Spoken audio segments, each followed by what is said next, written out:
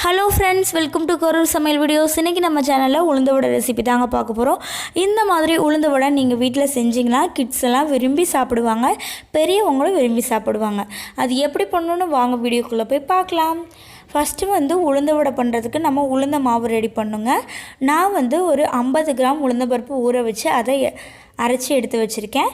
இதில் கொஞ்சமாக அரிசி மாவு ஆட் பண்ணி நல்லா மிக்ஸ் பண்ணிக்க போகிறேங்க. அரிசி மாவு உங்களுக்கு தேவையான அளவு ஆட் பண்ணிக்கோங்க. மிக்ஸ் பண்ணி நீங்கள் கொஞ்சம் கெட்டியமாக நம்ம வடை போடுற பதத்துக்கு வரணும், அந்த அளவுக்கு ஆட் பண்ணி நல்லா மிக்ஸ் பண்ணி பார்த்துக்கோங்க. அடுத்து மிக்ஸ் பண்ணி வச்சுருக்க உளுந்த மாவில் ஒரு மிக்ஸி ஜாரில் நான் என்னென்ன போட்டு அரைச்சிருக்கேன்னு பார்த்தீங்கன்னா, மிளகு, கறிவேப்பிலை இது மூணுமே அரைச்சி ஆட் பண்ணிக்கிறேன் இந்த உளுந்த மாவில். அடுத்து கொஞ்சமாக இஞ்சி துருவி ஆட் பண்ணிக்கிறேன். அடுத்து ஒரு பெரிய வெங்காயத்தை சின்ன சின்னதாக கட் பண்ணி ஆட் பண்ணிக்கிறேன். ஆட் பண்ணிவிட்டு நல்லா மிக்ஸ் பண்ணி விட்டுக்கோங்க.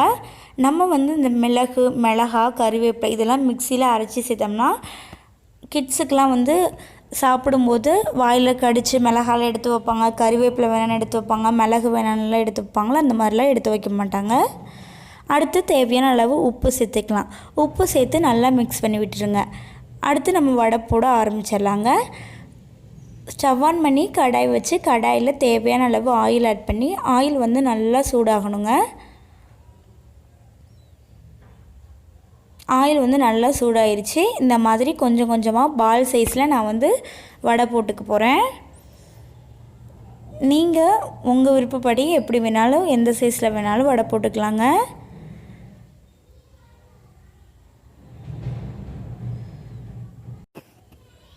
எண்ணெய் நல்லா சூடானதுக்கப்புறமா நம்ம அடுப்பை மீடியம் ஃப்ளேமில் வச்சுக்கலாம். அப்போ தான் வடை நல்லா வேகும் உள்ளலாம்.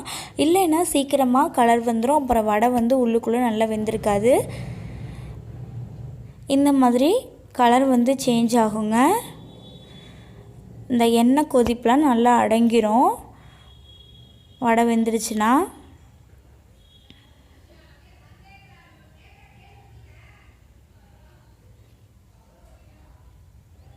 இப்போ பார்த்திங்கன்னா எண்ணெய் கொதிப்பெல்லாம் அடங்கிருச்சு, வடையும் நல்லா வெந்துருச்சு. அவ்வளோதாங்க, நம்மளுக்கு சுலபமான முறையில் சூப்பரான உளுந்த வடை ரெடி ஆயிடுச்சு. நீங்கள் இந்த மாதிரி உங்கள் கிட்ஸுக்கெல்லாம் செஞ்சு கொடுங்க. இந்த வீடியோ உங்களுக்கு பிடிச்சிருந்துச்சுன்னா எங்கள் சேனலை சப்ஸ்கிரைப் பண்ணுங்கள். இந்த வீடியோ உங்களுக்கு பிடிச்சிருந்துச்சுன்னா லைக் பண்ணுங்கள், ஷேர் பண்ணுங்கள், கமெண்ட் பண்ணுங்கள். Thank you friends.